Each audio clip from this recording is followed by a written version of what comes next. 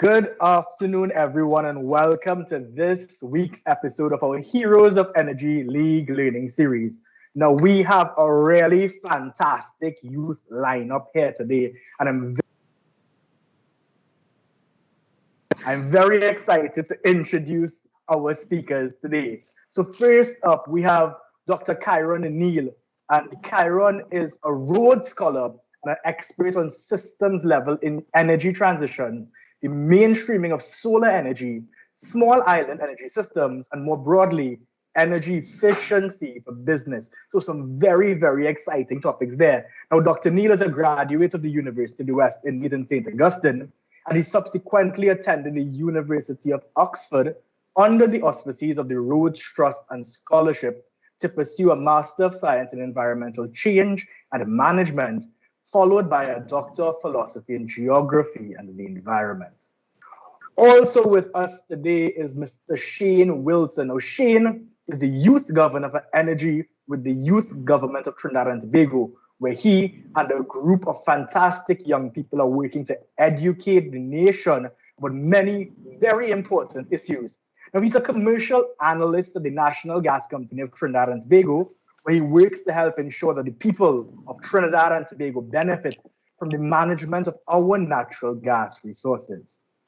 Our third guest today is Neisha Ramdass. And now Neisha is a very common name associated with energy in Trinidad and Tobago. Now, this young lady has created a very unique space for herself as the founder of eNRgy TT, which breaks down the energy sector into bite-sized bits for everyone to understand.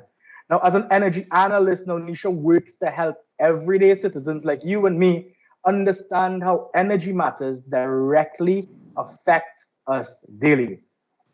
Our host today, youth participant in our Heroes Development Program, Oba Highland, and Miss Zinzi John. Now, Zinzi is, even though she looks like 16, she's not a participant in our program. Zinzi actually works at New Gen Energy. And Zinzi has been working with our Heroes of Energy Idea Strike team since June this year, helping the group of students understand a bit more about the energy sector and create plans for the implementation in their schools and their communities to get people really going towards a more sustainable, efficient, conservative energy lifestyle. This Heroes of Energy League Learning Series is one of the ideas that actually came out from that Heroes of Energy Idea Strike team. So Zinzi and Oba will be our hosts today. So Zinzi, Oba, I will pass it now over to you. Thanks, Lawrence. Hi, Oba, and welcome to everyone. I think Oba is going to kick us off with the first question. Well, yes. Thank you for being here, everybody. Mr. Shane, I would like to start off with you. What do you do and how does it benefit Trinidad and Tobago? Can you please enlighten us a bit more on what you do? You're muted.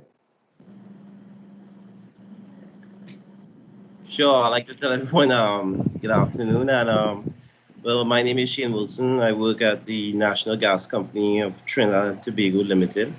I am a commercial analyst, and I work within the commercial group, which is responsible for the non-petrochemical sector. So, National Gas Company of Trinidad and Tobago transmits and distributes natural gas from the upstream to downstream. We work within the sector that provides natural gas to the manufacturing sector, as well as heavy industries, power generation. And this is where I fall under that purview of non-petrochemical. I also work in that area where we look at renewables and energy efficiency, which is also a part of the company's drive towards looking at the greener aspect and becoming a more sustainable company, especially given the great emphasis on climate change, and as well as trying to support Trinidad and Tobago locally. Within my portfolio as a commercial analyst, we more or less cover like negotiations for contracts for gas sales, as well as evaluate the economic feasibility of projects. So we will also look at this to understand how a project could benefit, looking at a triple bottom line, which will be the financial aspect, the economic aspect, as well as the environmental aspect as well too.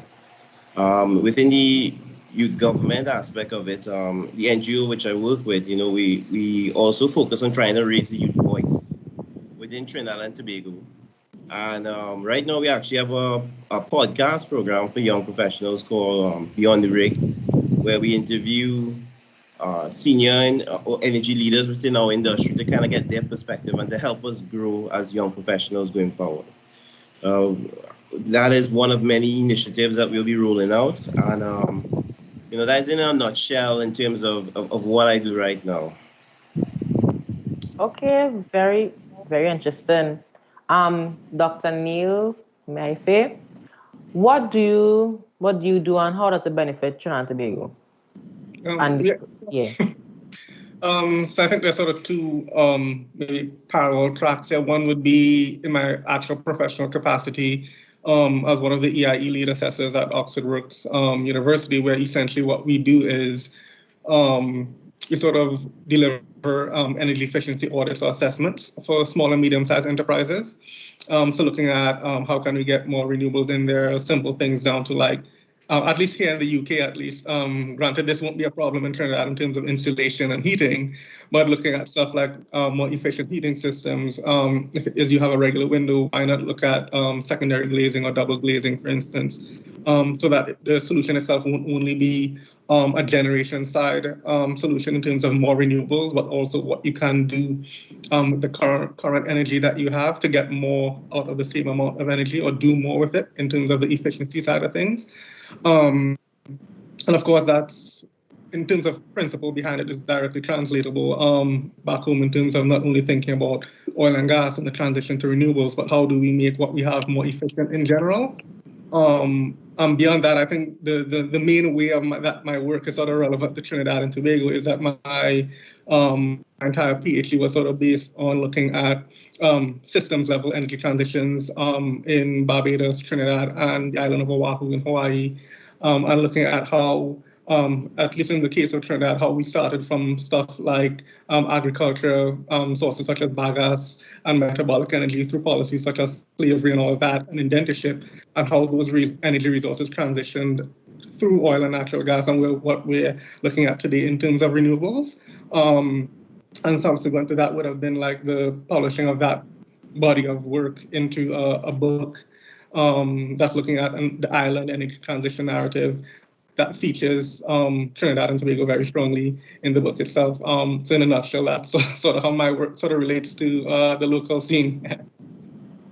Okay, very interesting. Thank you for sharing with us. Miss Neisha, I would like to ask you the same question. What do you do and how does it benefit Trinidad and Tobago? Hey, first you can call me Neisha, that's fine. Miss Neisha kind of make me feel a little old. That's okay, it's Neisha. But basically, what I do is very simple. I feel as a citizen of Trinidad and Tobago, our entire economy is fossil fuel based. I know that because I was fortunate enough to have an education at a tertiary level, BSc, MSc, MBA, that would have taught me how it functions, different aspects of it, right? But if I go to a common citizen in Trinidad and Tobago and you ask them, so what do you know about energy in Trinidad and Tobago? All you hear is oil and gas, right? They don't know how it relates. They don't know what constitutes this. A lot of them don't even know that we transition to like more natural gas than oil and that sort of stuff now. So how I benefit Trinidad and Tobago is I just look at it as doing my duty as a citizen, trying to better my fellow men and try to share the knowledge that I was so fortunate enough to gain with other people. Because without an actual, without education and awareness and spreading this knowledge, we're not able to make a change. So you can't just up a day and say, okay, let's transition, let's go to renewables, let's go to alternative forms of energy, and people don't understand where we're at right now, and they don't understand the need for it right now. So back to your question of what I do, like how does it benefit Trinidad? I think in my very small and humble way, I just try to spread knowledge and spread the word that needs to be in the minds of every single citizen of Trinidad and Tobago that, okay, this is where we're at, this is what we have, it's running out, and this is what we need to do. Love that. The more you know, have to open your minds. We love it. We love it. Since you have any questions to ask? Well, firstly, I just want to say again, welcome to everyone. Welcome to persons who may have just joined the live stream. And of course, because we're informal today, I'm going to drop all titles if I get your permission. Just to bring it, just bring it a bit more home. Remember, our audience are young people. So we're going to be Shane, we're going to be Kiron, and we're going to be Neisha for the next hour and a half. That's okay, right? So my question is really, how did you get to where you are? Was it a childhood dream? Was it someone in school that pushed you in a certain direction? I'll start with Kiron. Okay, yeah. So I think sort of origin of where I got to where I am today. I think I remember at some point I wanted to do architectural engineering or something along those lines. For like the longest time, that was going to be like the thing. Like, yeah, I love drawing. Okay, I'm an artist. Cool. Maybe I can draw buildings, I guess. But then at a very crude level, at least. And then for whatever reason, the environment took hold. I'd imagine BBC and National Geographic probably is to blame for that. But again, like the natural world is just such a very fascinating thing. And especially when you grow up looking at like Discovery Channel and all those sorts of things and you get inspired by the natural world itself. I think that sort of hooked me into the environmental sciences. And like when I did I was in Pres in San Fernando.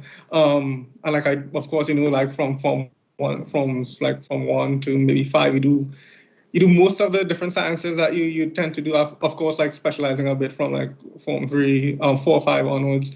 But then environmental science really took hold, and I did stuff like geography, environmental science, and biology as like my CAPE subjects. And that's where I think the environmental thing really took hold. And then going into U, to me, like the natural choice was like geography and environmental natural resource management in UE. And then I did ended up doing that as 2 majors, and just fell even more in love with the subject of the environment more broadly. And I think at that point, I was sort of becoming a bit more specialized in terms of climate change as a phenomenon and what that actually means in general.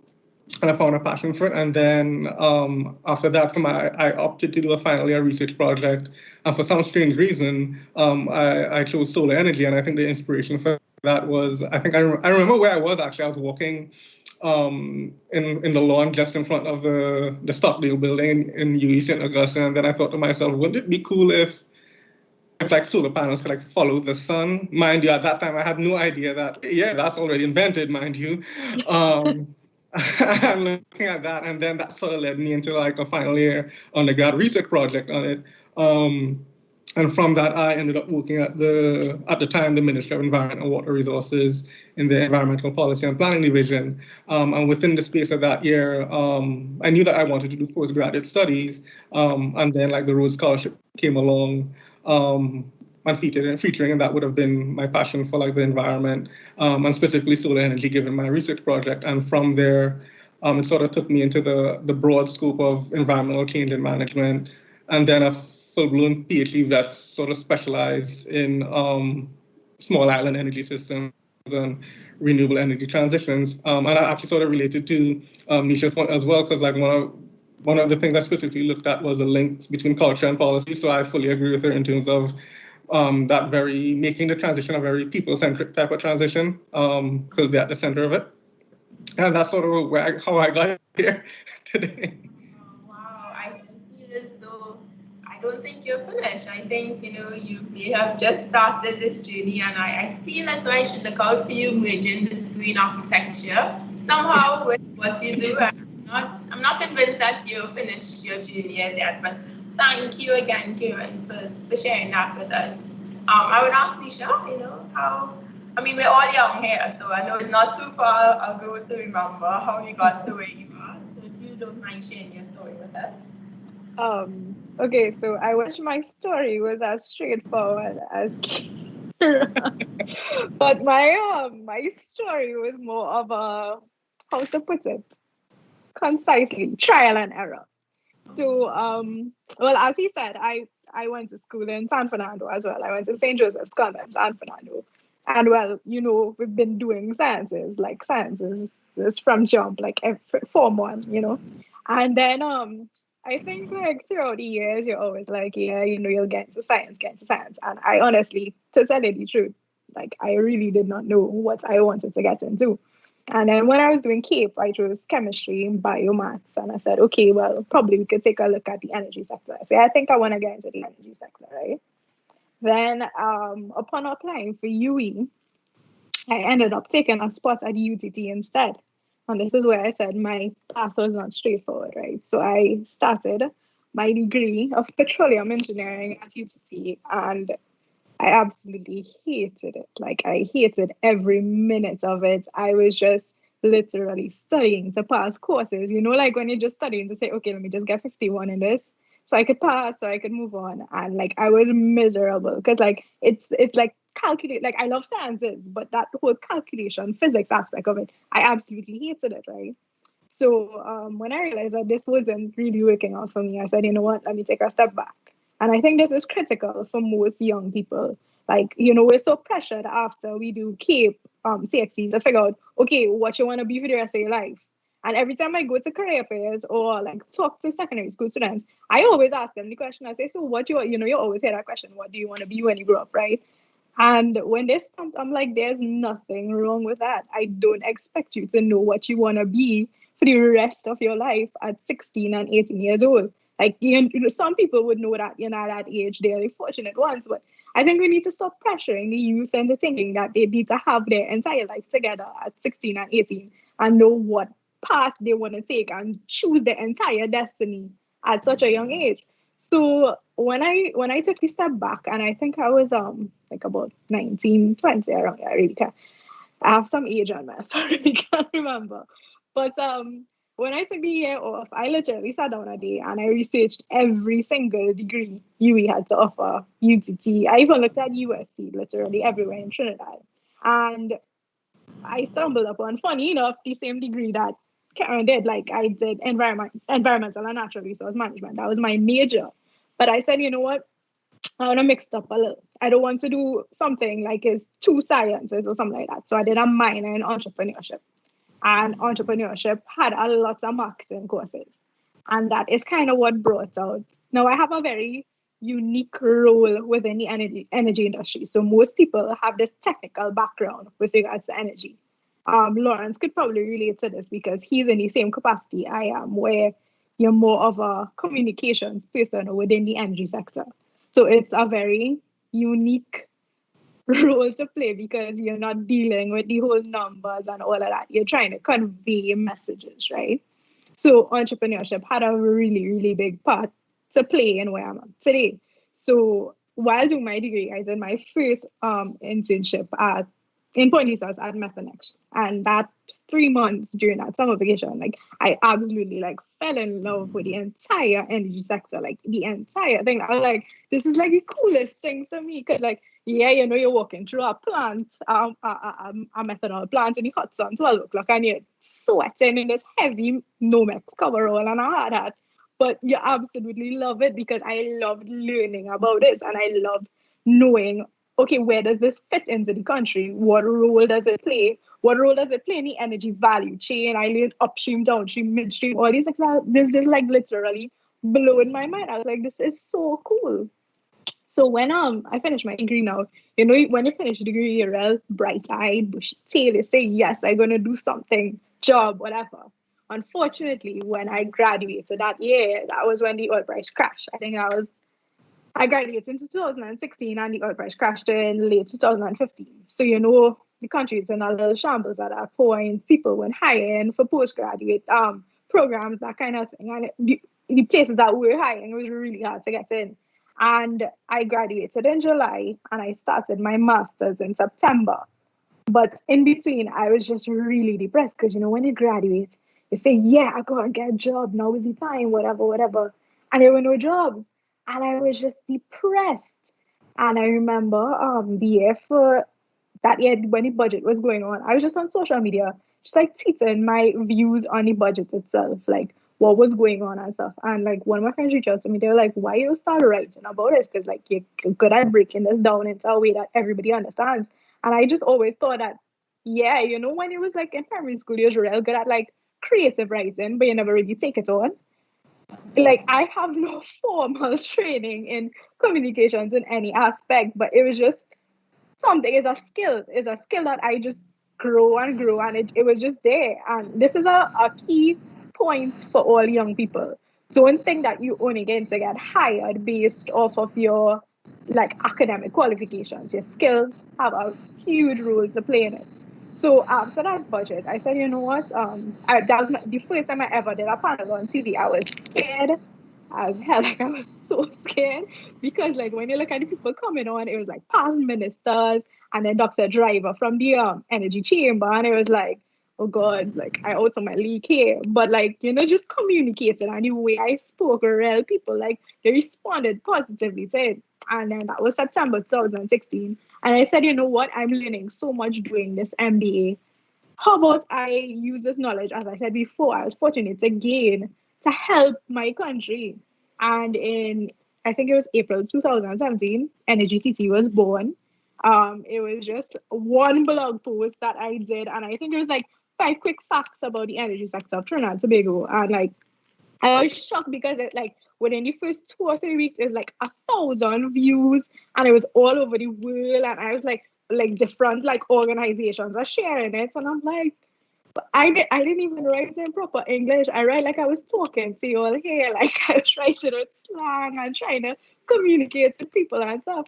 And that was my path from, I would say, inception, because that was where I figured out where I wanted to be to now. And what I think young people should realize, and the reason why I'm telling you this story, is because they see you now with a BSc and an MBA, and in Dr. Nal's case, a PhD, but they don't know that. They think like, yeah, you're real smart, that's why you get through. No, I am no different from you, and I stumble just as much as anybody else will stumble.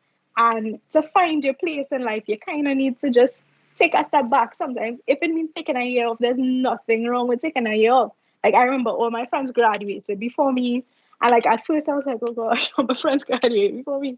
But when I graduated, it was like the greatest feeling in the world because I did that. I conquered that now. So I think that's a key point for young people. Like you see where we're at now, but don't feel like we're up on a pedestal and you can't be where we're at. We were once where you were. And you have like, I believe the generation after us, they're so smart. Like they're so quick thinking and witty and stuff.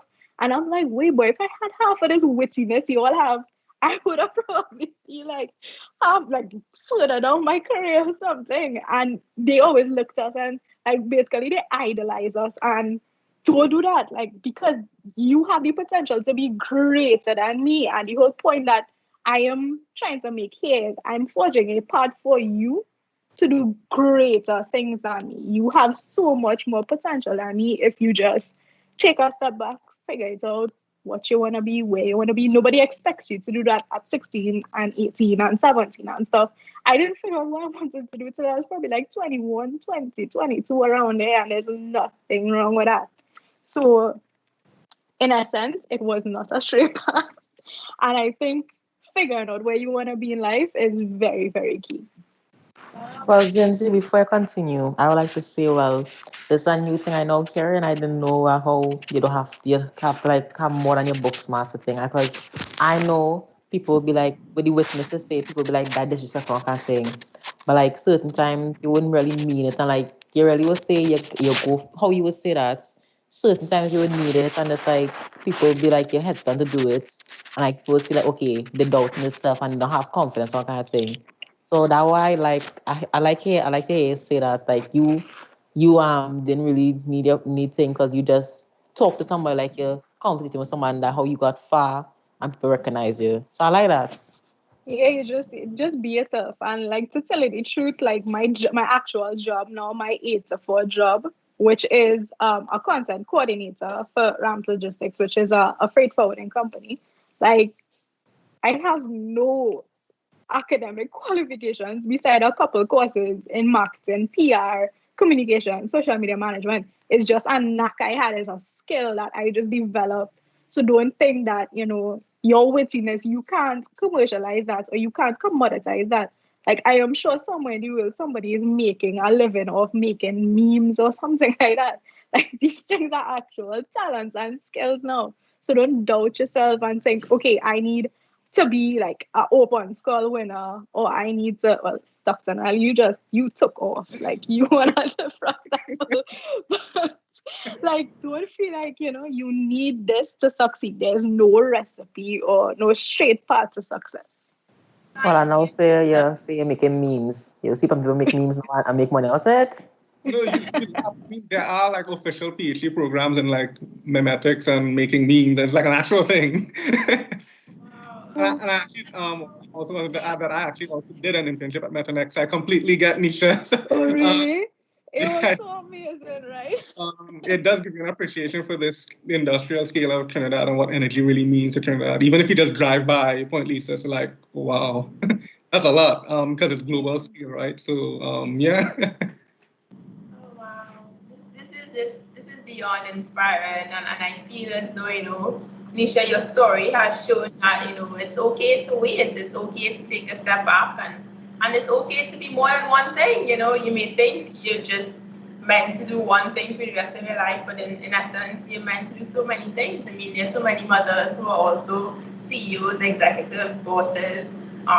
There's so many, parts in life that you can't show up to and you can't succeed at. So don't limit yourself to the box of thinking, this is all I will do if I choose this box, Tap into your, as you said, your inner strength, your passion, your skill, your talent, something that is only unique to you. So I know Shane not making memes for a living. So I want Shane now to give us a little snapshot of his story. Sure. So not a big word, commercial analyst. I know. I don't want to doubt the young people. I know these days they know more than me and you. But if you just give us a little walk through your path. Sure. Thank you. So like Neisha and Kiron, I am also from South. I attended St. Benedict's College, and initially, I actually wanted to be a chef, to cook, and it was really I didn't know that. my father. He was into like electrical engineering, power systems, and he really encouraged me to go after the sciences, because he always had this in his head that you can always do business after, but at least with science, you have the foundation, especially at the university level. So, he pushed me, and like Neisha, after I did my A-levels, and searching what I wanted to do exactly, I actually wanted to become a geophysicist. And then I had to take a year off before entering UWI because you needed geography, and at the A-levels, I did like maths and physics. And I also took that time as well too. So upon writing to enter UWI, to be in like geoscience, because at that time there was this geoscience class, there's only scholars in that class. Yeah. And I didn't even get in because I didn't win a scholarship, and I ended up in doing land surveying and information systems, which was so I actually got accepted into that program. And at first I was very hesitant to go, and my grandmother was one who actually came to me, and she was telling me, sometimes you might have plans, but then God himself have plans for you. So she actually encouraged me, because I was thinking to take another year off to try again. And I started in surveying, and I actually started to like it, because surveying is it was something new. It was more than just, as people know surveyors to be carrying the camera looking device, as they like to call it, taking measurements. At that time, I got exposure to different types of technology, looking at GPS, remote sensing, hydrographic surveying, and geographic surveying, which I kind of specialized afterwards into, And I actually had a stint in WASA for 2 years when I finished UWI, actually. So I graduated in 2008, yeah. And, after there, NGC had an opening for the same GIS position as a geographical information system technician, and I applied, and I was fortunate enough to get through. And I wasn't really too sure what NGC did at that point in time, but I knew it was the national gas company, and I heard good things from friends who were working there, so I was excited. I think it's when I entered NGC, I got the opportunity to, apart just having a desk job, to get that exposure going out on site and actually seeing the transmission and distribution networks, the different facilities required to take gas from upstream, which is offshore, to like facilities like in the power generation sector, even manufacturing facilities like KISS and Carib that use natural gas to create products for us in Trinidad and Tobago. And it's from there, I really got a greater appreciation of how vital natural gas is for our country.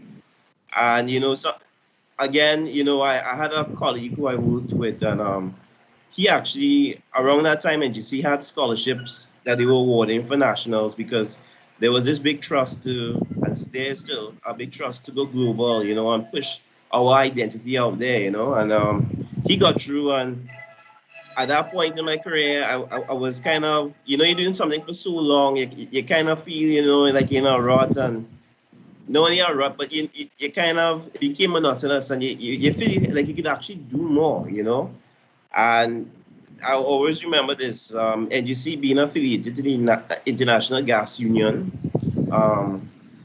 which is an international organization for natural gas companies, sorry. There was a young sponsorship process where they had a research and development conference in Copenhagen in Denmark. And, you had to write an essay concerning why you think you should go and what benefit you think it'll be for you and your country. And they were only picking 35 people in the world. And lucky enough, I was fortunate to actually go to the conference. And when I went to the conference, I finally kind of started to understand the industry and understand how important energy is for people, especially for getting people out of poverty, providing that reliable source of energy for how it stimulates economies and develop it, and it really put things in a big perspective because, I was outside in this conference and I was a little GIS technical assistant, and you hear a minister from here and a diplomat from there and CEOs of companies walking around, and it really opened up my eyes. And I always remember I had a conversation with a guy from the World Bank. I can't remember his name. He was Dutch. And we were talking, and I was asking him, so what do you do? And he was kind of explaining to me how he evaluates energy projects to ensure that communities could get energy and they could thrive and develop and build and move on. And at that point, when I returned to Trinidad, NGC again still had the scholarship program going, and I was like, all right, I think I want to take a shot in the dark here and come out my comfort zone, because after that conversation, I realized I lacked like the skills within myself to really transition into such a role where I could do more than just mapping, because mapping is my love, my first love, but I had a greater love, especially adding more value to our country. And researchers doing at that point in time, I realized that our resource fortunes were starting to change. Our models were being tested as the global environment started to change as well too. And I started to believe that I could honestly play a greater role, and again, I applied for the scholarship. It was in energy management. I actually did proper research. And funny enough, at that same time, I was also doing a master's in UWI at the same time in GIS. And, even though I was doing it, as Misha mentioned, something I fall out of love with something. I realized I fell out of love. All I had to do was submit my final year project. All the courses were completed, and I said, my heart not in it. And, I'm a person who believes in prayer. So, I prayed over it, and I actually submitted my application for the scholarship program, was awarded. I selected energy management in Scotland, in Aberdeen as well too, because of their similar characteristics like us, a mature basin. They were looking to actually transition into energy, wind, solar. And it really opened my eyes out when I actually got to come out of Trinidad for a couple of months, well, a year and a half approximately. and get exposure in a different society. And, you know, it really showed me, because that was the first time, honestly, I think that I was challenged, especially it was a program that forced you to critically analyze and think. And I think it was something that was new to me, because at that level of research and reading required, and I was never really a fan of reading, to be honest with you. And I think going out there and doing that masters, it really opened up my eyes how important reading is, and you know, the knowledge that you can obtain from reading, and especially fundamentals, and that just changed my way of thinking. And I was fortunate enough to graduate as well too, through the program, and I returned to NGC. And you know, again, I'd returned, and I was fortunate to do a presentation for the leadership team to show them how the industry is changing. You know, it's no longer just an oil and gas industry; it's becoming an energy industry.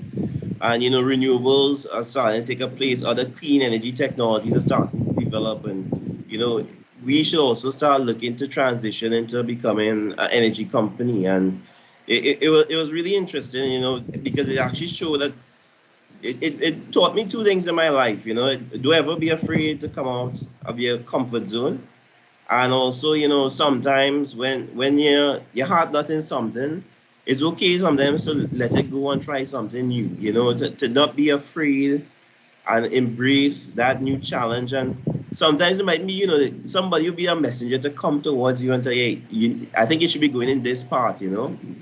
And you know, that from there, I eventually moved to the commercial group. Within the commercial group, due to the strategic refocus of the company, there was a new division created called Manufacturing Industries and Energy Efficiency. And you know, it's really tailored towards promoting energy efficiency, renewables, but not only that, but a greater focus on climate change, you know, because it is the intergenerational challenge that we are facing right now, you know, one of the greatest challenges. And we understand that NGC and the leadership of NGC understand that we have a role to play, especially how we are a gas-based economy, and we provide so much for our economy, you know. I mean, it's not just the petrochemical sector, but you look at LNG, you look at power, you look how simple things, how bread and toilet paper is made. Natural gas is a part of that process, and the energy required for that process. And it's just something that, once again, you know, it just helped me to understand that, you know, it's time to really see how we can add greater value to our country. Because also studying away, I realized that, you know, at one point we were leaders, especially with the development of the Point Lisas estate, the development of the LNG trains. But somewhere along the line, we became complacent in terms of research and development, innovation. And I want to help out in that aspect, you know, and I want to form a community and work with people, young professionals as well too, because we'll be the ones in 2050 that will still be around working. And, you know, we'll be the ones that have to, I think, should have a say in how we address climate change, you know, how we address, which is the overarching theme of everything. You know, everything boils down to how climate change is, because I mean, we've seen it, how it's affecting our island, the world on the whole, you know. And I think it's something that's keep driven me to even do more outside of NGC. So that's how I end up joining the government Trinidad and Tobago NGO group, because, you know, I think youths should have a greater say in terms of how our policies are formed, in terms of what we want to see, you know, implemented as well too. You know, the top-down approach shouldn't be allowed to continue. We're in an age of disruption. I really think as young professionals, we have to start to have our voice out there. And, you know, that has also driven me, you know. And one of the projects that I also was fortunate to work with is actually on an app looking at energy efficiency as well too, you know. And they came out working with NGC, and, you know, you might wonder why NGC want to work on an energy efficiency app. But the reality is that, you know, we supply gas to our country, and we know that, as Neisha said, education is a key part, is a fundamental part especially with addressing climate change and having that foundation. So yeah, basically, and since then, I've come out of my comfort zone working on other projects as well too. It's not just because within the commercial rule, it's negotiations, but then for contracts where you talk about like price and terms and conditions, but then there are other aspects of the job. You kind of get to evaluate other energy projects. You kind of look at, let's say, an energy audit. You look at projects looking to improve energy efficiency within the organization, looking at GHG emissions. So that is it in a nutshell, my story. I kind of just want to do more. Yes, thank you so much now. Over back to you. Well, Neisha, I've heard how you had like trial and error in your story. So during all of that, what was your biggest challenge along the way and how did you overcome it? I think in that situation, the biggest challenge was losing confidence in myself. So, when you hit an obstacle and you see, like, you remember you're seeing things from the outside, right? So let's say three of us, four of us were doing, like, we started off, we graduated at the same time from secondary school. We're moving forward. I'm seeing three of you moving forward, but I'm still at this place because I can't figure my life out, for lack of a better term, right? And I just honestly, I lost confidence in myself. I lost, like, you have that spark to do more, that spark to learn, that kind of thing. I literally, like, I used to just wake up in the morning, aimlessly roam about. Like, I was like, I didn't know, like, I didn't know where I should be, what was my place, all of those things. And it was really like a low point for me. I will admit it was a low point. And I think if I didn't go through that, I would not have gained this yearning or this passion or this hunger to now want to do better. And that low point, you, like, I wouldn't say you have to go through it in life, but I think sometimes you really, like, I really think sometimes you need to go through that in life to learn. Because if I didn't do that when I started UV, I would have just been complacent. I would have just, let me just get this degree, get a normal 8 to 4, 9 to 5 job and just, whatever. But being at that low point and knowing how hard, like, it was for me to kind of cope with those things and see progress happening and see all these things going on, and I was stuck. It was literally being stuck, right?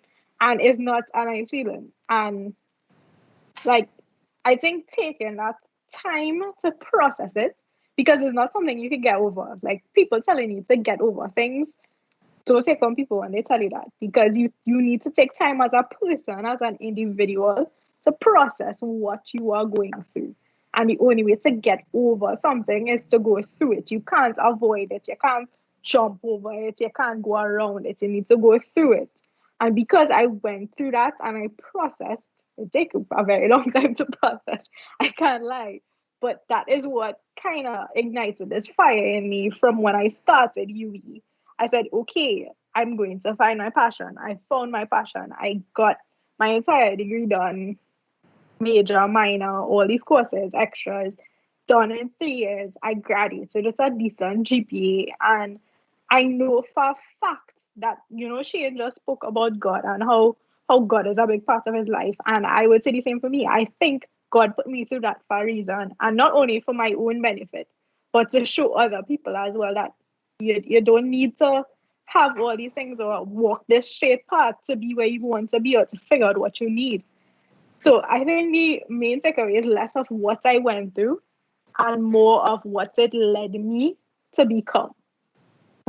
Interesting, because I think that's very, I'll say interesting, because people will not understand how when you go through some stuff, you must sit down and like realize, okay, we're going through that and negotiate. People just be like, okay, I went through this, I'm gonna get over it immediately, and like they will not learn the lesson in it. So I like that advice to give people. Like that. Because you have most people, they're going through something and then you hear somebody be like, okay, you went through it, you went and you sit down and you cry about it, okay, get up and go. But I think some people have to like sit down and like realize, okay, I went through this, and realize how I could be better about it, how I could come out strong about it. So ever let anybody invalidate your feelings. Don't ever allow anybody to do that. If you know you went through something that was hard for you, it's traumatic for you, it takes time and you need to process this. Don't let anybody tell you that, just get over it. Don't let anybody invalidate your feelings. You feel what you need to feel and process what you need to process. So true. So, Mr. Neale, sorry for being formal to everybody. That's just how I am. What was your biggest challenge and how did you overcome it? You're muted.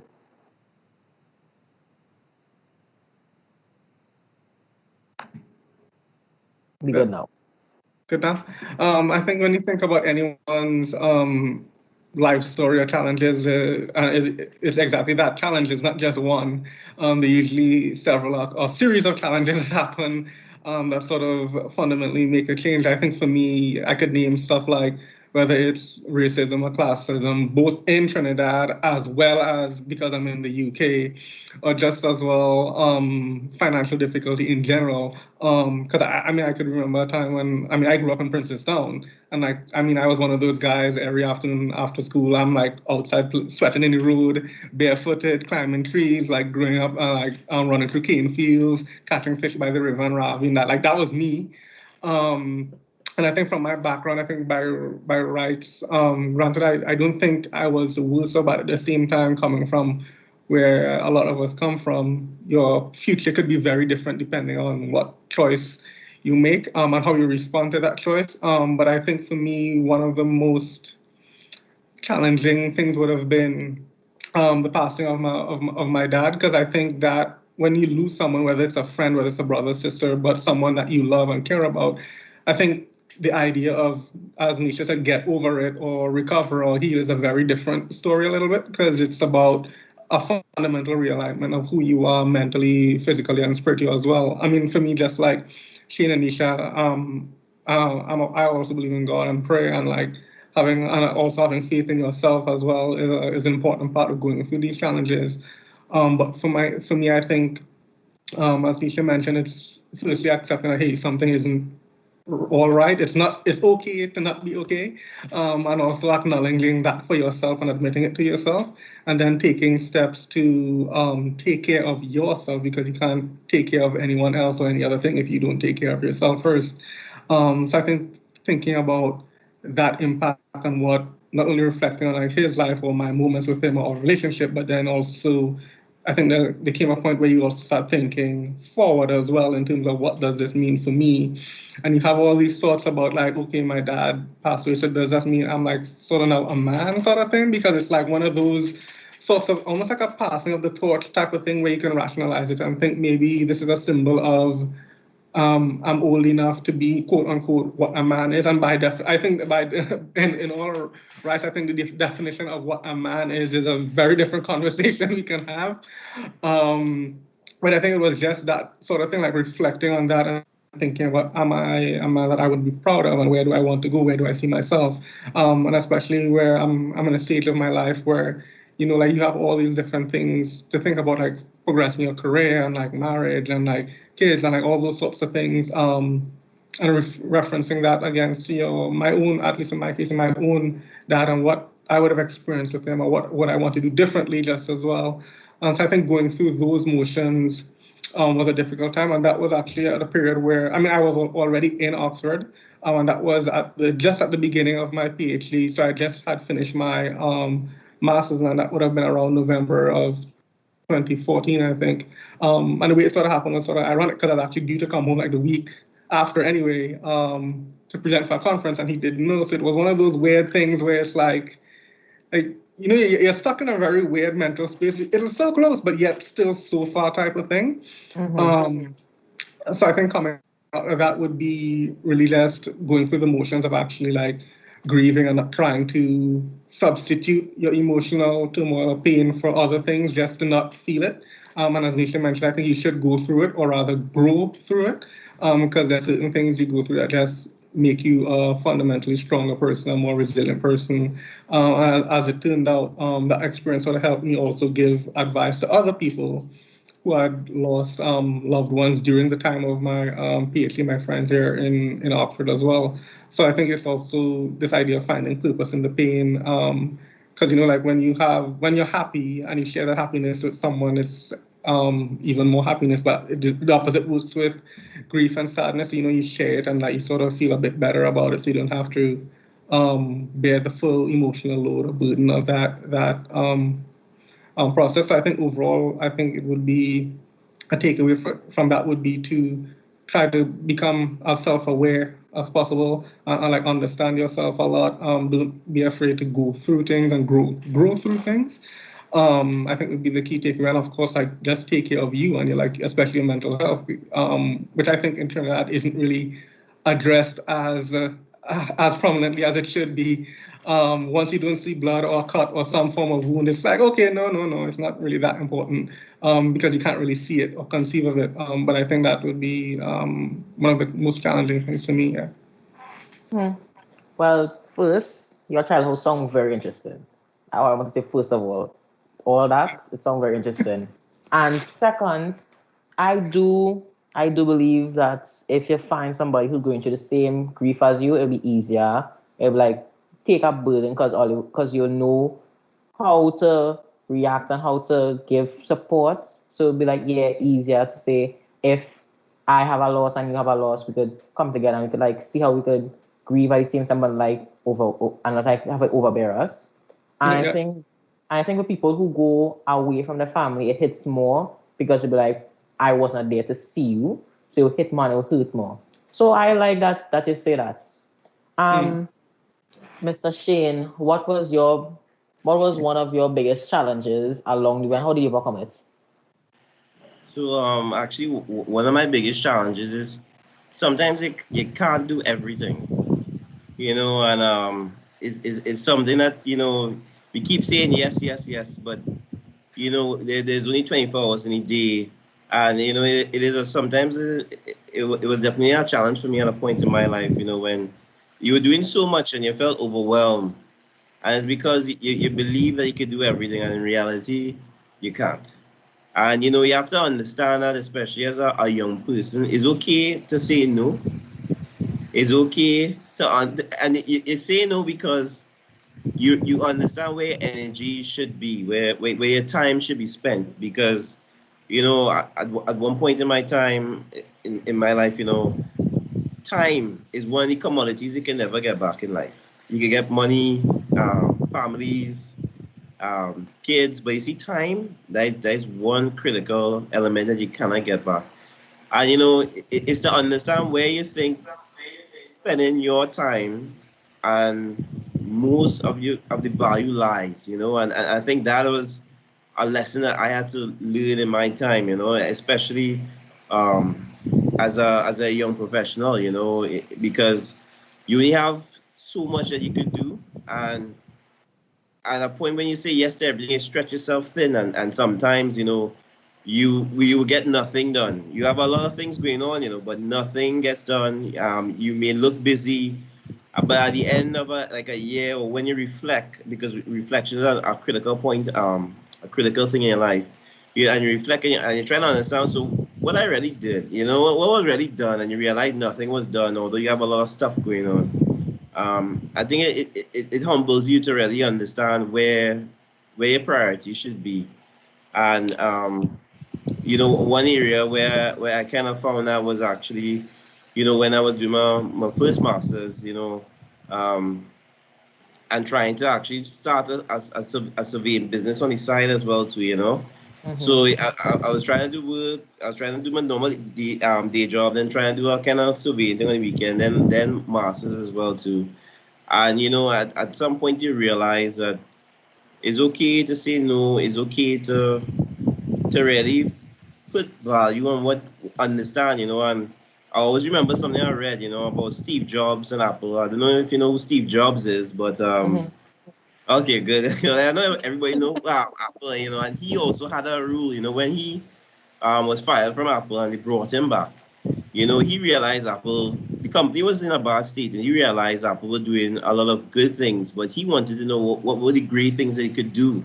And that is where he actually prioritized. And if there were like 10 things, he said he took the top 3, you know, and it was to focus on the iPod, the iPad, and the iPhone, and that really propelled Apple now. And I always, anytime I have a lot of stuff going on, you know, I kind of sit down, I list and I prioritize, and I say, all right, where we can make the most impact, where can there be the most value, you know, and it's something that I would like to encourage young professionals to also do to follow in that thinking process as well too, because I want to emphasize again, you cannot do everything, you know, and it's something that was a lesson that I learned going forward as well too, basically. So I think. Well, I think that's a good lesson for everyone to learn. You can't do everything, because I would say with that you'll do everything, and then at the end of the day you'll be like, what did I really learn from this? What's my purpose in this? Because you'll do it, you get to work it, and it'll be like, I learned nothing from it. I just did it because somebody asked me to, or just because I feel like doing it any moment. So that's why it might be hard to say no, but people might be saying it's being selfish. But like at certain points you have to, because you want to sit down and learn something, so I just do it just to do it. Because at the end of the day or at the end of the week, you might do something and somebody be like, okay, so what you do and how you learn? And you can't say anything about it. You just say, I did it. So I think that's a lesson for like other people and for myself to learn. Because I love to just like say yes to everything, because I could say, oh, I really learned the experience. But then when somebody asks me, what do? I'd be like, I did it. And So, just one more thing I like to add, success doesn't happen overnight. So I think we really emphasize thinking, at least from my personal experience, you know, things will happen overnight, but it takes time. And I think we have to be patient as well too, as young people. Definitely, especially if you want to be influential and bring change, it takes time, and not to give up, just be persistent. Consistency is the key, you know, that is the key. And I would also like to emphasize another important lesson I learned as well too. Yeah, because all they might want to do something and go on, you have to sit down and like think about yourself and like manage your time. Didn't you have anything? No, I now go to say Shane jumping the gun and answering my last advice question before I reached it. All right. But thank you so much for sharing those experiences. My next question is kind of the opposite on the emotional spectrum. You know, it seems that you all like what you do and you all have great experiences to share with us. If you can just choose one of your best experiences in your working life thus far, you know, what experience would you want to share with us? I will start with Shane, as he's hot on the thinking. So actually, in my working life, you know, one of the best experiences actually happened this year. It was working on an energy efficiency app for Trinidad and Tobago. And it was great because it wasn't a project about me alone, but it's a group of young professionals in the NGC coming together, working on creating an app that was released and published in both the Google Play Store as well as the Apple Store. And, you know, it came from local talent. It wasn't that we had to outsource it. This app was done internally, and it was for the country, you know, so it was free. And it is part of our whole strategic outlook of strengthening national contribution and helping supporting our development for energy efficiency. And the app was created out of a simple session and a simple meeting session. And it was nice because, again, you know, I was one of the people point leads on that project, and I had to come out of my comfort zone because I never created an app in my life. But, you know, and I think it also helped me understand and get different perspectives. Because when you're developing an app, you know, there are different things apart from the technical aspect. You know, the aesthetics is one of them as well too. And you know, it really was a team effort, and it made me feel proud because, you know, it was something I believe in Trinidad is the first in Trinidad, and at least for I believe in the CARICOM region is the first energy efficiency app that was done within the region, from my knowledge. And I think, you know, it was something inspiring because I hope that, you know, young professionals will also be brave and bring those type of ideas to your senior management, to your leadership team. And because, you know, at NGC, president. He's real big on technology, and he like apps as well too. So he was more than happy to kind of support the initiative, and he allowed us a certain level of autonomy to work as a group, and I was really happy because it was something done by a state organization as well too, and I can be more happier, to be honest with you. And it's an educational tool and it's a learning process as well too. In terms of the app is like an organism, it's going to evolve over time, and we have plans for it. But it was one of the proudest moments, to be part of that team, because it was a team that was cross-functional. People from corporate communications, from IT, myself, and people from the organization testing the app for us and interacting with different stakeholders. And it's something free for every citizen once you have a tablet or phone and you have access to the Google Play or Apple App Store. I just really encourage people as well to try and download it and test it out as well too. But so Shane, can you tell us the name of the app for the viewers and also for our own benefit? Sure. So the app name is eNRgy Smart TT. Okay. And it's actually released during that COVID time as well too. We were a little hesitant because it's COVID and but it actually kind of good because like a lot of people are home now and their bills are going up. And the app can be a very useful resource for looking at tips to save your energy and to conserve on your energy. And the app has one interesting feature that you wouldn't find on many energy efficiency apps, which is a location feature. So I kind of use my GIS surveying background to incorporate this feature. And the idea is that companies that sell energy efficient products are able to upload the information on the app, and users of the app now can actually go and click and basically find out, all right, if they would like to locate where energy efficiency products are sold, they have that access as well too. So that was a very proud moment, definitely. Oh, great. That's really wonderful. And I definitely will be downloading that app tonight. I am Dr. Neale. I said Kiron. I have to get it correct because I'm getting well buff in the background for calling you the wrong name. Is it Kiron? Kiron. Yes. Okay. So can you tell the UK? It's always Kiron in the UK. I'm like, okay, fine. Man, no, we're in Trinidad, so Kiron. So could you share with us one of your best working experiences? Actually, I think one of the best experiences related to my sort of journey would have been in 2013, yeah.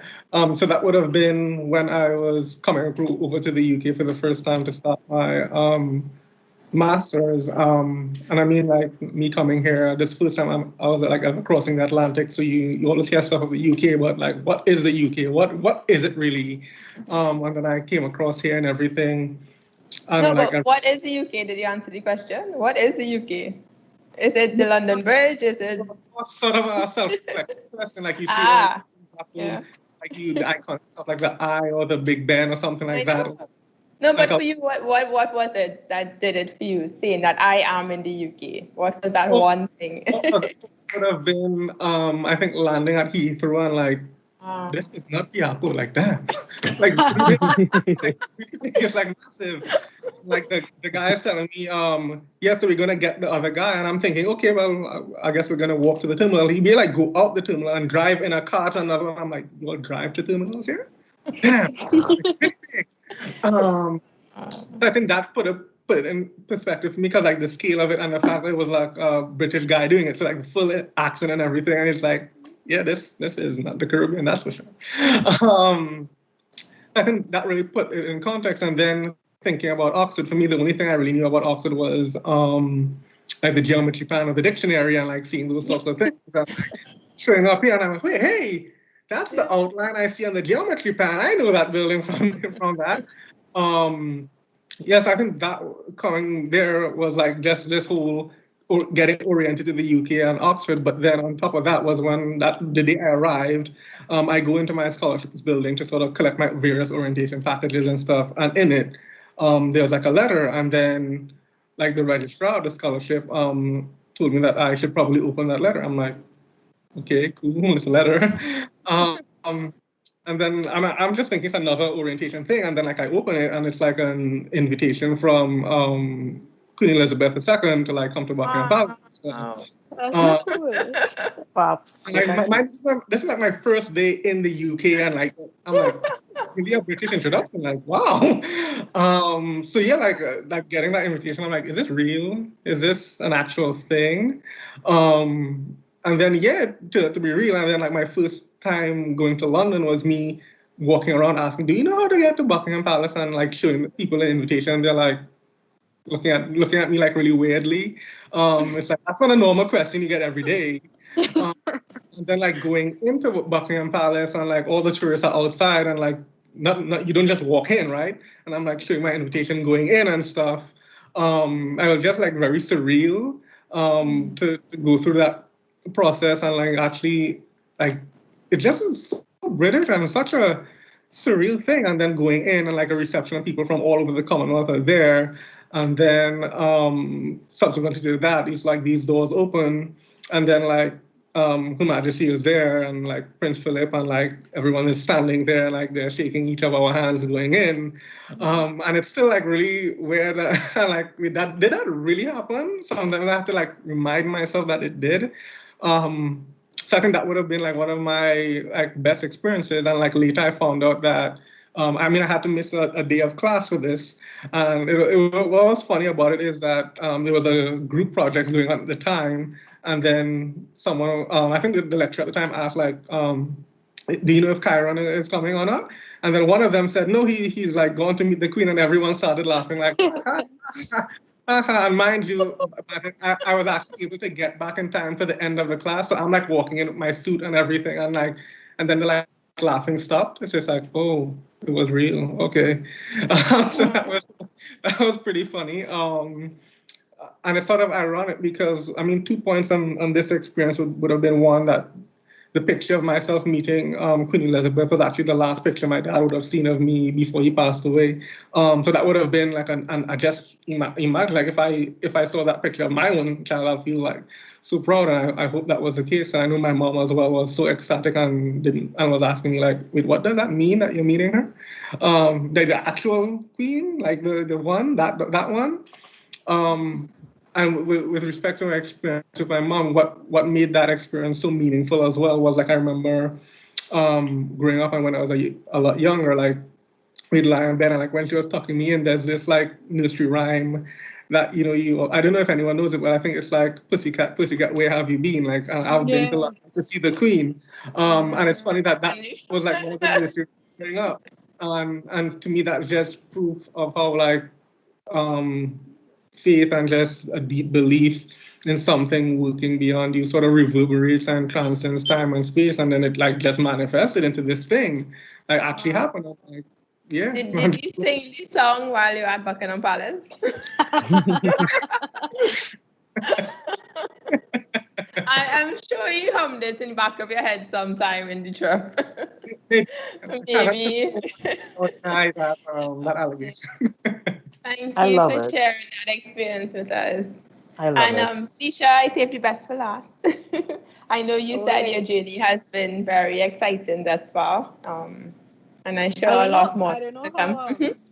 I don't know how I'm going to top her up and meeting the Queen, but we'll try.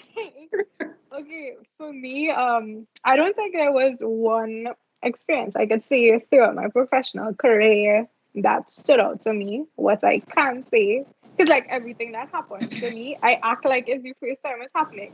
So when I get invited to present at a conference, I act like it's the first time it's happening. When I get published in the papers or do a TV interview or something, I act like the first time, because I can't believe like God has blessed me in this way where this is what I'm being able to do, right? And I think the determining factor, like that one point, that pivotal point in my life, was the creation of eNRgy TT. And the reason why I'm saying that is eNRgy TT is mine. It is eNRgy TT is Neisha Ramdass. Neisha Ramdass is eNRgy TT. It's synonymous. Like it's a business that I created out of a dream, a concept in my head. And a lot of people don't realize like the spelling of eNRgy itself has that NR in the middle. Like people think it's a typo that the E is missing. They like, can't you spell? Like, where's the next E? Like, is this a typo?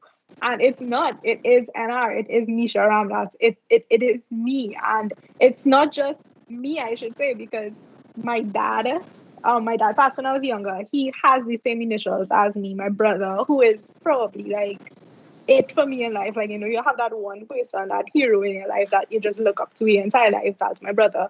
He has the same initials as me. So NR is literally everything that made Misha, who's Misha, that NR in the middle. And the fact that I was able to build this from nothing, I went from being just Nisha, a girl who is doing a BSc or MBA, to somebody now who is it's a fraction of recognition. It's not where I want to be, but recognized to the point where I'm in a room of people, of energy leaders and industry pioneers that they know who I am, or they know what energy city is. I remember I was doing a CNC3 interview, and I was just sitting in the room. I was, you know, some people will always be the first person to reach anyway. I'm sure Kiron was the first person to reach Buckingham Palace that day. I am pretty sure.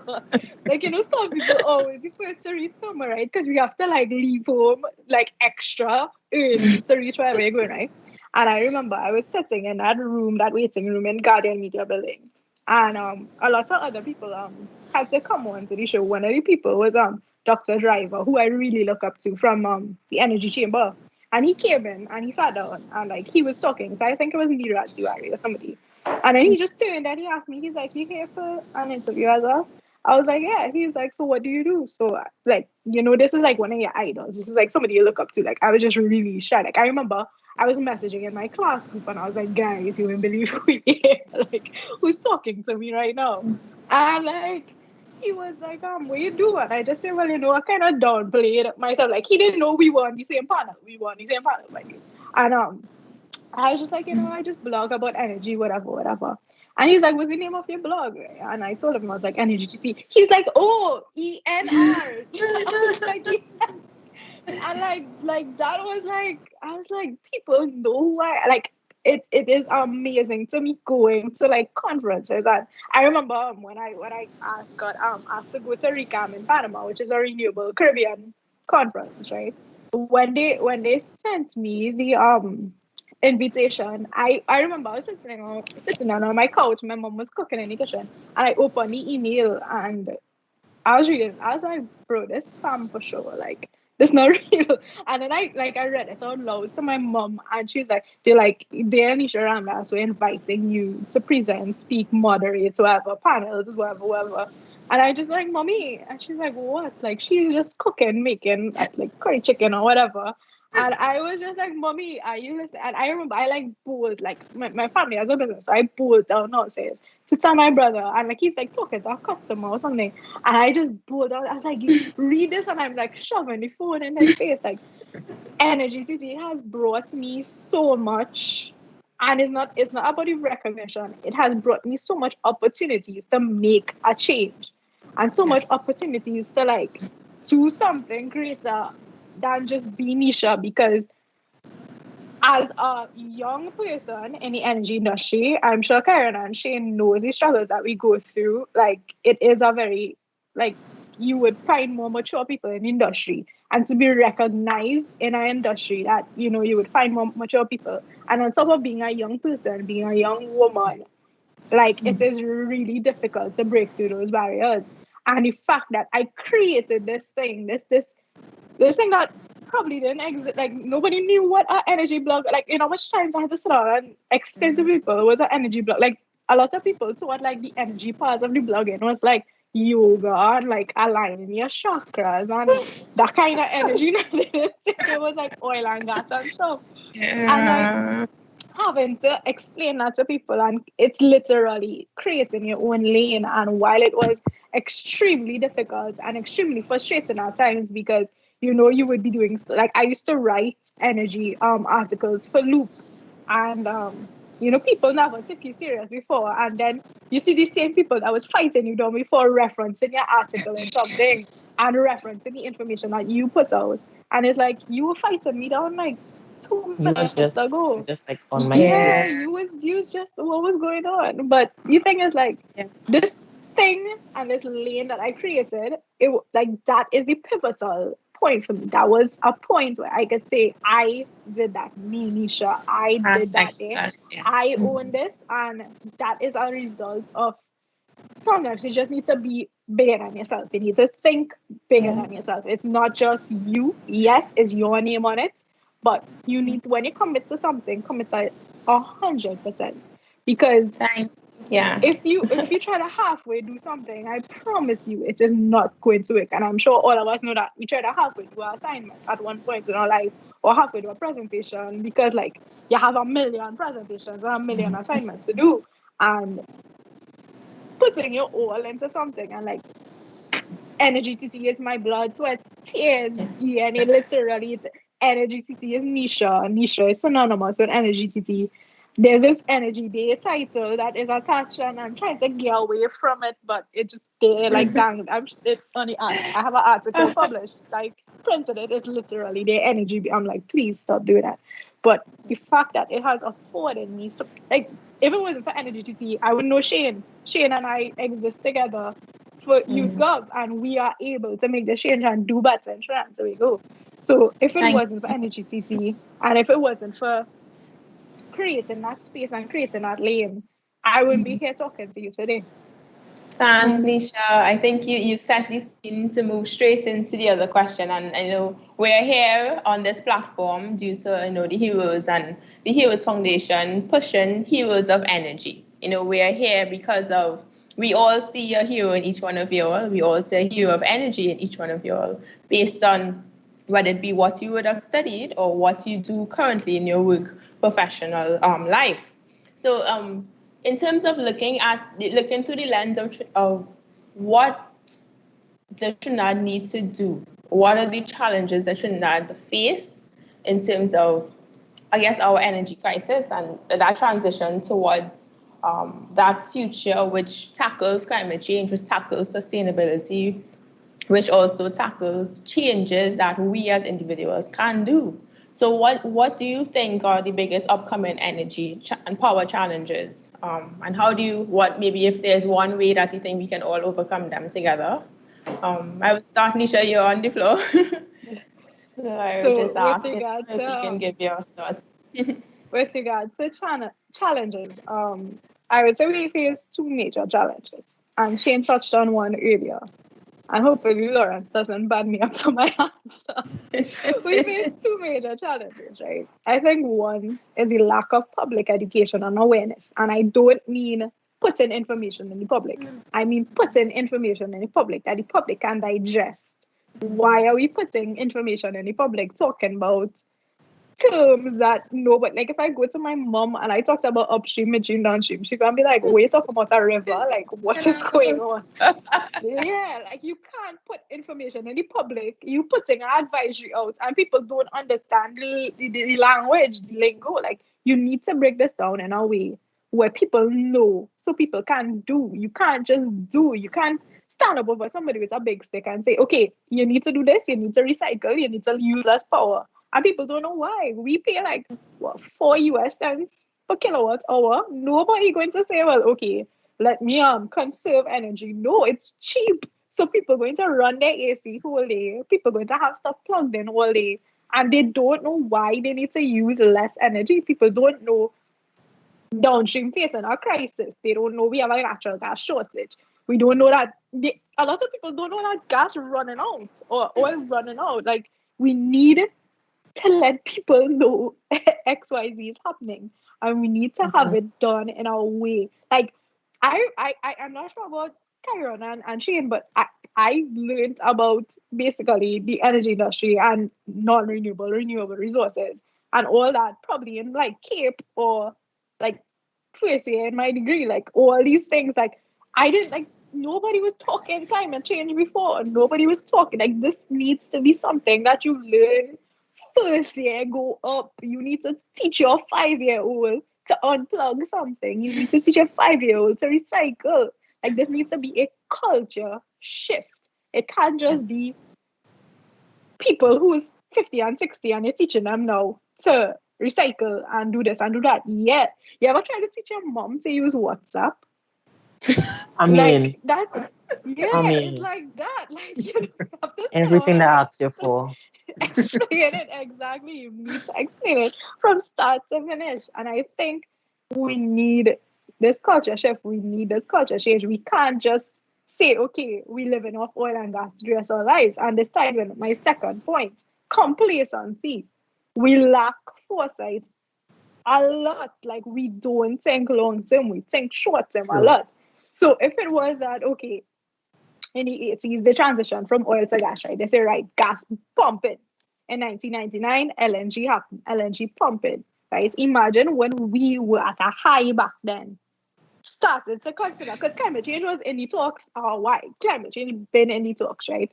Imagine if since back then we say, okay, we have this gas, but at some point the gas going to run out. We have this gas, but it is emitting poison, literal poison into the atmosphere. How are we going to mitigate this? How are we going to adapt? If we have a long-term plan, what is going to take place? How are we going to move forward? And the thing is, there are draft like legislation and policies and stuff. There's a sustainable development policy. If you look at the cover of that, you're seeing like 2011. That was there since 2011. What is going on? Why is it not implemented? And the thing is, we need to sit down. We need to dissect what is happening, and we need to forge a path forward. We can't keep thinking, all right, if we find gas, if we find gas this year, come on stream 2 years from now, all right, we put a plaster on that, and back in the game, gas production going up, revenue going up. No. What is going to happen when that run out after? So I think we face two major issues. Mm-hmm. I think people have like a dope attitude. Yeah. If they say how if it don't affect me now, it wouldn't affect me and I wouldn't really care. So a lot of people really, when like they say leaving on the lights or whatever, it's not affecting me. It's not hurting me. I don't know. By the time I did, then it will affect somebody else. I feel like that whole as we say, you don't care because you lack of information, and it's all in sync. Mm-hmm. So I would ask Shane, what do you think are what do you think are our major challenges? Well, I kind of hit this spot on, and I'll just like to add to her list. So one of the major challenges I think is we are now entering a new age where we are being challenged with our old business models for how we generate money from our fossil fuels. And we are in that space now where we have to start constructing new industries to get new investment in Trinidad. And the big challenge is the workforce, especially young professionals. I don't think in school you're prepared for that. And I think especially because, if you talk to people about 20, 30 years ago, they were around when they built Point Lisas, they build the trains, and they have the experience. Those are the people who actually leaving the sector now. And the question, well, not the question, but what I believe should be happening is that we need more mentorship in our sector. We need mentorship to understand how they were able to build things, understand, what were the lessons that they learned. Because I know there were a lot of lessons learned, especially when constructing new industries, because we're in a space now where, I believe if we're not careful, we could just be adopters of technology and end users, and we need to start to create new industries, because new industries, they get new jobs to help stimulate the economy. And I believe that is one of the key areas of focus that should be there. And one of the core principles is mentorship. Mentorship from people leaving the industry. So at least us as young professionals who need advice, we can go to mentors and ask them on their advice based on their years and tenure within the industry as part of our thought process for going forward. And that is one of the biggest challenges right now, I believe. And I'll be honest with you, you look at the other Caribbean islands, you look at Latin America, there are a lot of big projects going on. And, especially like with clean energy technologies, it's more manufacturing based, it's more harnessing other type of resources than just oil and gas. And we have to kind of figure out how we can stimulate that growth, especially with the younger generations coming up to benefit. And again, another issue that we're currently facing as well too is that issue of energy education. As Neisha said, people know what upstream is, midstream, downstream, even something as simple as energy efficiency and energy conservation. And it's that we've been fortunate and we have lived based on our previous models. But going forward, next 30 years is going to be totally different. We have to start thinking different. We have to start driving different principles. And I think it's a cultural change we have to look for, and it starts with us. It starts with us. So, by the time the younger generation reach the workforce, those in primary school right now, there'll be a estate for them to come and meet. It will be probably a greener estate, but there'll be an estate for them to come and meet. And I think that's where the area of focus should be. And again, you're asking a group of professionals right now, women professionals, like young professionals in the industry, to be brave, to take on risks, to not be afraid of failure, because there will be failure, and we have to know that it's okay. We have to accept it. And we have to know it's part of the process if we really want to see a bigger, better Trinidad and Tobago and CARICOM region as well too, because strength really lies there within CARICOM. The kind of the holistic picture. I mean, because we live on an island, we shouldn't move isolated as well too. And I think that's another thing that we have to grow. That whole energy community within the Caribbean and Latin America region, and expand our base going forward. So, those are the two big challenges, just to recap. And, I think going forward, it's going to be interesting. It is definitely going to be interesting times, definitely with Kiron and with Neisha. And I know there are a lot of other young professionals in Trinidad trying to stimulate that change required. So I am optimistic about the future as well, too. But, thank you. Well, I'll talk about since I want to for children to learn about energy and stuff. I thought it was nice after that. Say, when I was in Form 1, I think the first thing they taught us in social studies was about energy and how to save energy. And I think that is what, because I remember I come home to my brother and I was talking to a friend. I was like, we never learned that. And he was like, out of school, like, we never learned that. So I was like, oh, so this is just like my school thing, or it's like a textbook kind of thing.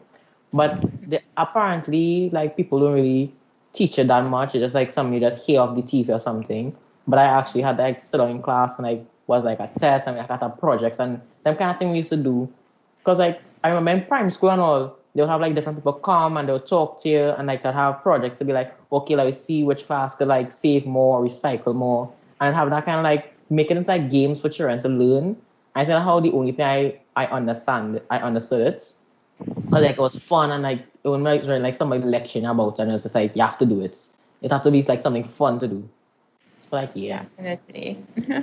just about the subject you mentioned, social studies, not geography, not environmental science. That's just a indicator of how far it came. I think in my time, which would have been 2007, 2009, you're probably only going to hear that term either in environmental science or geography most loosely. But now that you just mentioned social studies, I'm like, right, well, clearly it's really the right path. Okay, Kiron, in your opinion, what do you think are our upcoming challenges, and what do you think are some of the solutions to overcome them? I feel as if in Trinidad's case or any small island's case, the list of challenges is probably so long. But I think the main thing for Trinidad, I think, would be understanding that at least understanding what the energy transition means, what it really means, not just as a socio-political buzzword, but it actually has like a lot of structure and a lot of meaning. So for me, I would like to segment it into two different tracks, because on one hand, you have the electricity sector, and on the other hand, you actually have the oil and gas industry that's sort of more economic in terms of the coupling to the economy. And for me, for instance, the role of renewables is going to be very different in both. Because in renewables, they're looking at electricity generation and how that mixes in. So that transition is going to be different. But in terms of the economy, what exactly, the fundamental question is going to be, what exactly is going to replace oil and gas in our industry? is it going to be renewables? I think that's a very different conversation, because you're not just talking about energy for energy switching. You're talking about an economic paradigm shift that replaces your source of economy. So it's not the same conversation. So I think that would sort of be the main issue, and subsequent to that would be, how do you deal with stranded assets? What are we going to do with all those like physical infrastructure that we have? In terms of the oil and gas legacy, what do we do with that? How do we deal with that, not only from an investment point of view or sale point of view, but just, I mean, it has an environmental footprint, so how do we treat the waste from that sort of thing, for instance?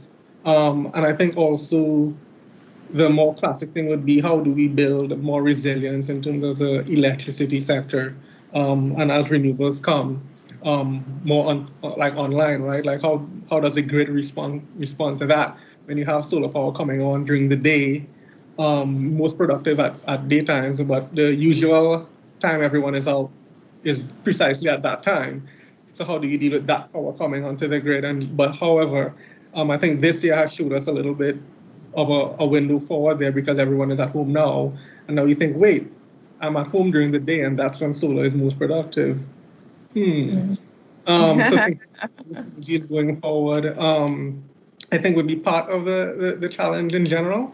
But for me, from like my experience, I think the two things that I would perhaps elaborate a bit more on would be, in terms of the policy design going forward. I'm also an advocate for equitable policy designs and access for it, and considering equity into the conversation. Because for me, if you imagine our flat residential sector, as it were, or just everyone's homes, there's already an equity there: high income, middle income, low income. So if it is, you ask the question, who do you think is going to get renewables first? That answer is pretty obvious. It's going to be high incomes who get it first.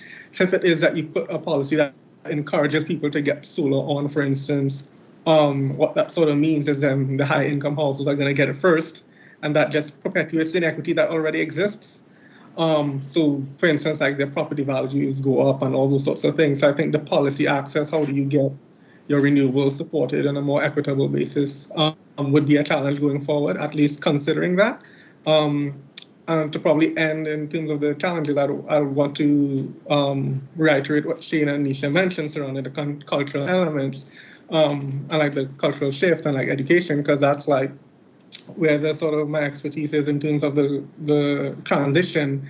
And like Misha is quite right in the sense that it's not just about giving information like, okay, here, take this pamphlet, or please read this, or see this advertisement, because you don't do anything with it. You just like read it and then that's it.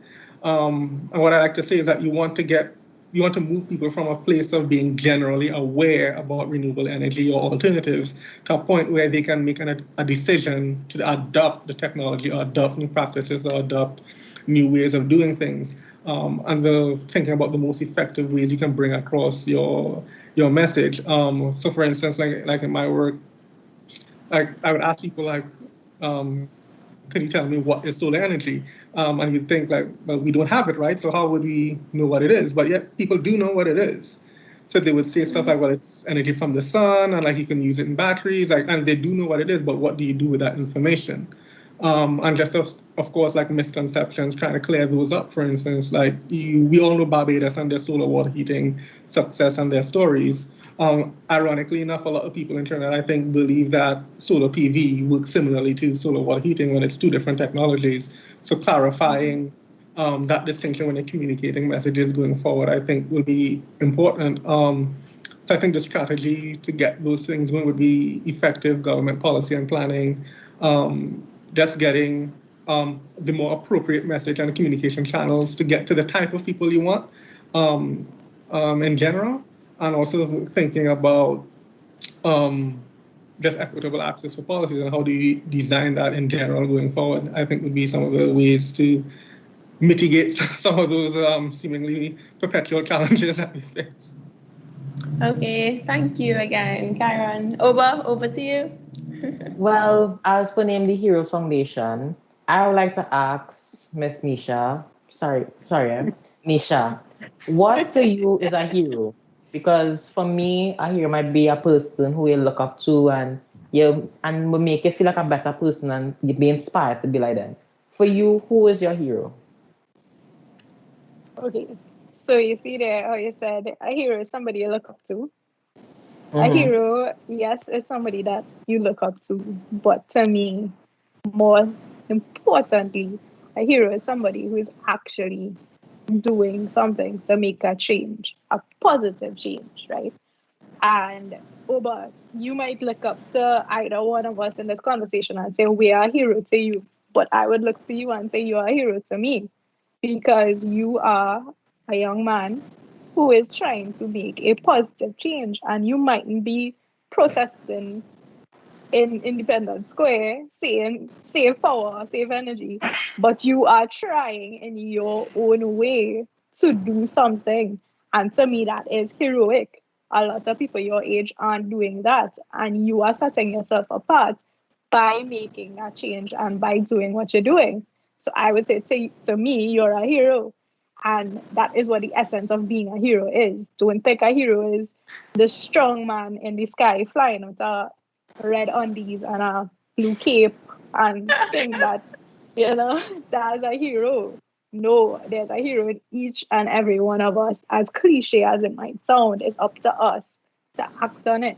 All of us have this potential to be this person to make a positive change and be a positive influence on somebody else. So the fact that you are doing something positive, you can influence one of your peers to do the same. And that is the essence of heroism in my opinion. Okay. Well, as you would say here, but I now have some new heroes because you have your own business. Kiron met the Queen, and Shane made his own app. So these are all my goals that I would like to have happen, hopefully in my lifetime. But as I just said, Kiron, what makes and who is your hero to you? What makes a hero and who is your hero? Okay, I think as Neisha sort of mentioned, I think the past decade of superhero movies make this a very interesting question. Because if you don't turn green or summon thunder from the skies or have a shield, it almost makes it seem as if you're not a hero or it's not heroic what you do. But in saying that, I think if you look at the character arc of any of your favorite superheroes, if you want to call them superheroes, I think for me in real life, what makes an actual hero is the fact that they're grounded in reality, in the sense that by being grounded in reality, it's not just about, oh, I'm fantastic and amazing. I think it's more about they wrestle with the real problems and real challenges, and they go through turmoil and all the loss and failure that comes with that reality. And in saying that, they also have a sense of faith and hope in themselves, as well as in other people, and if you're so inclined in God as well, or whatever deity you believe in. And I think it's the idea of they have that belief and they always strive for continual improvement. They always strive to be better, to do better, and also simply for the better in general. So I think that would be what I think sort of makes a hero, and the idea of also distinguishing between self-care and selfless. And notice I didn't say selfish, in the sense that I think that is removed from the conversation, in the sense that being selfless, yes, help others, do what you can for other people, but at the same time also being mindful of self-care, taking care of yourself as well, so that you can actually, as Neisha mentioned, sort of effect that positive change you want around you or in whatever you're doing. And I think for me, two of my heroes would be the two sort of leading sort of women in my life right now. One would be my mom, because she's just a gem, an epitome of, and I hope she's listening right now as well, the epitome of like self-sacrifice, as any good mother would, and this idea of, if you look at any movie, like, oh, I'll put it all on the line, or like in Endgame, and Iron Man snapped his finger and he sacrificed himself, like our parents do that day in, day out, right? Even though it doesn't look like what it looks like in Avengers or something, but it's real and it's grounded in reality. And to me, that's what my mom is, and this idea of her just being one of the most loving people ever, and yet still having the ability to be selfless and doing sacrifices, and on the other being my partner and girlfriend, just in terms of her strength of will and like being hopeful. And to me, those two women are sort of the heroes in my life, because they embody sort of everything I just mentioned, from being grounded in reality, facing challenges and trials, and striving to be better. Yeah, and just also acknowledging help when needed and giving help when needed. Yeah. Oh, that's so wholesome. A different person, my mother's my hero. That's so wholesome. I love it. Shane, what makes a hero, and who is your hero for you? So Kiron basically I have to go along his same trend of thought in terms of my mother as well as a hero to me, because you know, at one point, I mean, families sometimes, you know, things will work out between both parents, and obviously they will get divorced. And you know, at one point my mother was being selfless. You know, she's that essence, in terms of she was working from Sunday to Sunday just to make sure that, you know, the two boys would have enough to be able to go to school and get through school. And, you know, it's something that I've always admired her with, because at times, you know, she would give up things that she would want to help us, just so that we will have enough. And, you know, it's something that I take to heart as well to know, you know, and it has been instilled in me, that same kind of principle, giving up for somebody else, you know, and to help those in need. And my mother's one person, you know, she might complain a little bit in her old age, but she will help you out, you know, she will go that extra distance, you know. And you know, it's something I see as a true essence of a hero, you know, and I really admire that about her, you know, especially the years of putting my brother and myself through school, and now we're actually able to help out as well too, which we are doing. And you know, it is just to show you life not perfect under whatever circumstances, and you know, it's what you take and appreciate out of life, you know, and the simplest things is what inspire you, you know. And I remember when I got into UE, you know, my mother was like, "Hey, what's going on? You still have 3 years, that's it, to get out of there. Make sure I am doing what I can do, but you have to do your part," you know. And I think that is what really inspired me, to be honest with you. You know, family, you know, it's something that you can't choose, you know, but at the end of the day, they're there for you. And that is one of the greatest strengths that you can have as a person as well, too, when you have a strong family with you, you know. So my mother is really my hero, and my grandmother as well too, because she was also a selfless person as well, too, always going to pray for somebody or going to feed the poor, you know. I love Johnny. Yeah, she, you Love know, Johnny. so you know, so she has always been active and giving yourself, you know. And she says sometimes a leader don't always have to lead, you know. There are times you have to serve as well too, and you know, and you have to understand that aspect of life, you know. And it really brought me balance and a certain level of humility and humbleness within myself, you know. And I've always had this premise of accepting everybody for who they are. Yeah, I know life not perfect. And you know, and it's true, building good relationships with people as well too is again, you know, is something a hero would do, you know. And I just think two of them really inspire me in that aspect. They've been core heroes in my life, so you know, so I'm very grateful for that. And also, it's like a part B to the question: what did you learn from them that you're using in your day-to-day life?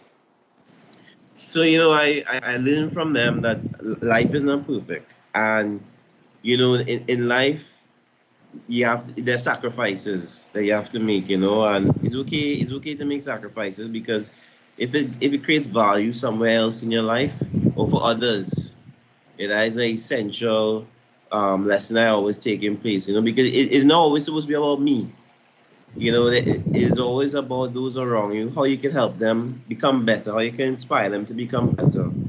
And you know, that is what I really take from them as well too, and what was I learned from them, because you know, my mother, she didn't have to work Sunday to Sunday on her free time, you know, for that period of time. She didn't have to, you know, but she chose to, because she understood that, you know, I have a responsibility to be better, to help my sons become better. And likewise, you know, whether it's family or someone else I know, you know, once I'm in a position to give up, I will give up, you know, because we live in an age with so much materialistic, and it's very materialistic, and there are a lot of distractions, so we kind of get caught up in the hype or whatever. And it's good to be humble and realize, we have to give, and it's only when we give we can help all those in need, So I just, we love that lesson.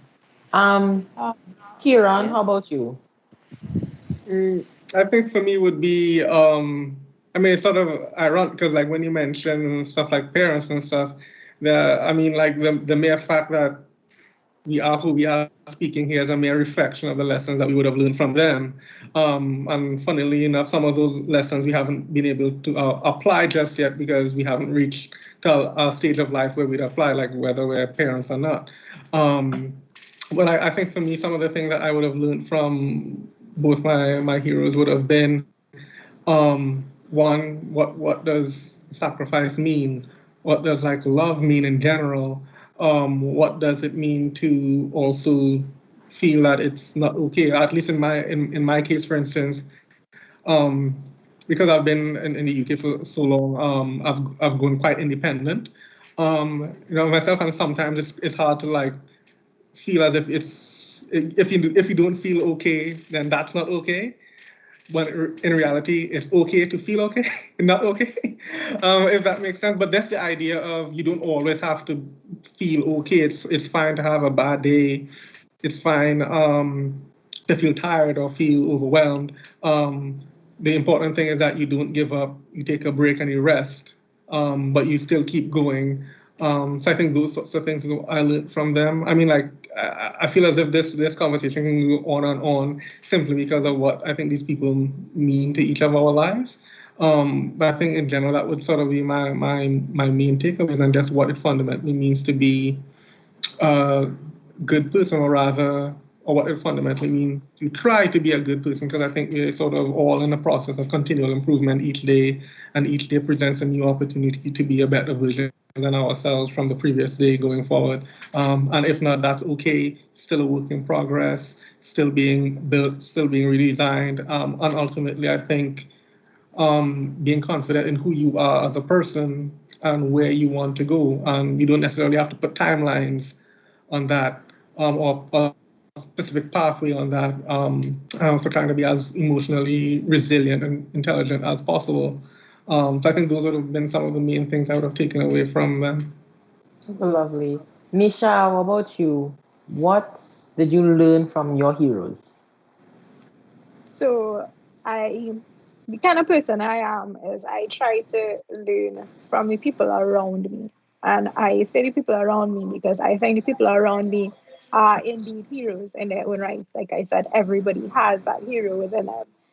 And the fact that you're willing to stand up and say, okay, I'm going to make a change. I'm going to be bigger than myself. I'm going to be brave. I'm going to push boundaries, and I'm going to do something about, if it is climate change, if it is you want to talk about gender inequality, if you want to talk about domestic abuse, whatever you want to talk about, whatever you want to speak up and make a change with regards to, I'm inspired by that. And the people around me inspire me to be better and to do better. I remember, I'll use Shane as an example. When I signed up for Youth Cup, I didn't know who Shane was. Like when I saw like Shane's name, I remember I went on Facebook and I saw his, I was like, I don't know who he is. And then having conversations with him, Shane has like a wealth of knowledge, and if you allow him to speak, he will go on and on about the fact that he wants to make a change in Trinidad and Tobago. And to me, that is a heroic quality. And Shane then inspires me and pushes me, because there are times when both of us will be caught up with work. He works for a state-owned company. I work for a multinational company, and getting time to do things real hard. But the fact that he would take a minute to call and say, hey, how you coping? You doing okay? Whatever. We have to get this done, What is your timeline? Whatever. You need help, that kind of stuff. And the fact that he is so motivated and inspired, you can't help but be motivated and inspired yourself. And I'll use another example. I'm seeing you as a young person, and I use you as an example as well, because I don't want young people to think that you need to idolize somebody older than you, and not look to yourself and see that hero within yourself. And the fact that you are, like, this is blowing my mind, that you are such a young person involved in this project and you want to do better and you want to make a change. And seeing you do that now makes me feel like, okay, what we are trying to do, Kiron, Shane, myself, what we are trying to do, it's actually taking a foothold somewhere for this young man now involved in Heroes Foundation to now be on this platform speaking about something that when I was your age, I would have never be dreaming about speaking about these things. And I think that what I try to take from Heroes and learn from Heroes and absorb and try to like project myself is that ability to stand up, stand firm and say, I am going to do this. I'm going to make a change. I'm going to make it better. Yes. We love that. Wow. Yeah, hero. All I can say is wow, wow, and wow. Well, unfortunately, we've come to the end of this lovely session today. I must thank each one of you individually for spending, 2 hours of your Sunday evening with us, with the viewers, sharing your experiences, sharing your stories, sharing your advice, giving us that. I mean, it's a very informal talk, but yet still we know the seriousness of all of the points that you all have brought across to us today. So with that, Oba and I are out, and we are handing it over to Lawrence to do the final closing. So thank you again, Neisha, Kiron, and Shane. Thank you very much, Zinzi. Now, no buff up today, Neisha. No, no. I mean, I really had the pleasure of knowing most people who would have come on to this Heroes of eNRgy series, and I mean, this one in particular is really, really personal. Because I mean, Kiron and I went to secondary school together. We lived like a street apart in Princestown. I knew Neisha from secondary school. I had the pleasure of working with Neisha at De Novo. Shane is going to be working with us at the Heroes Foundation going forward on a lot of new things. So this was really personal. And to hear these stories was fantastic. So to wrap up, what is one piece of advice that you will give to everyone looking on here? The one most important thing that you think they should take away?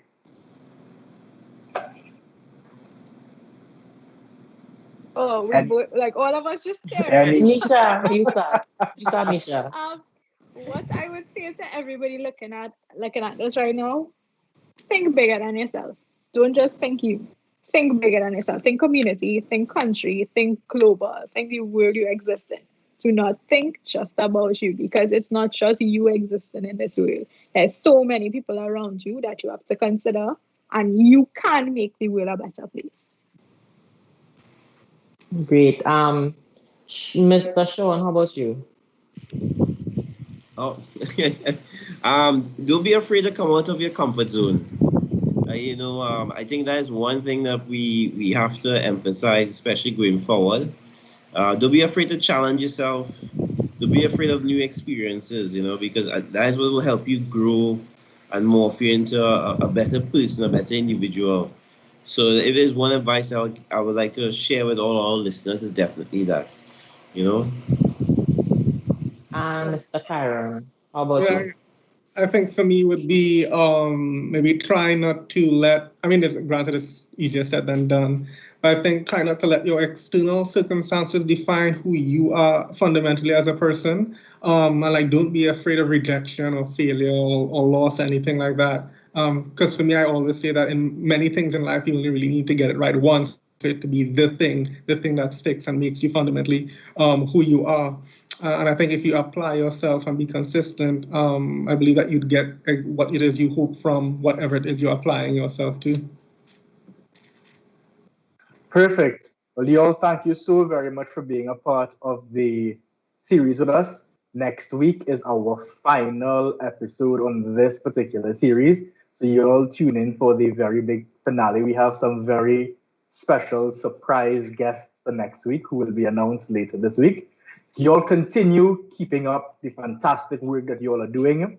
we will definitely be following you all and keeping in touch with the work that we do at Heroes Foundation. So thank you all so very much. Thank you to our fantastic hosts over on the Zinzi. Thank you to the audience for tuning in. You all have a fantastic week and take care. Thank you.